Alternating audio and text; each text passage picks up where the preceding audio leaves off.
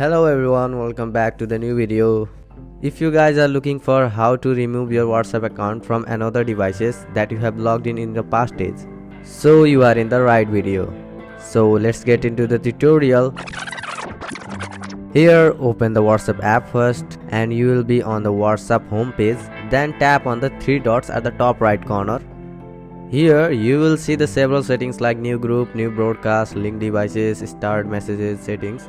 Nothing you must to do, just tap on the link devices. And now here you can see the devices that you have logged into.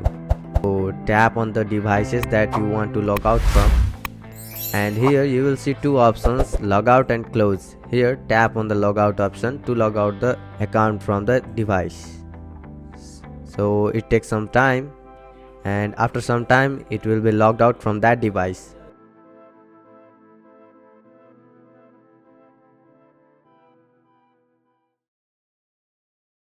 So that's it for this video. If this video helped you, then hit the like button and do subscribe for more videos like this. Bye bye, see you all in the next video.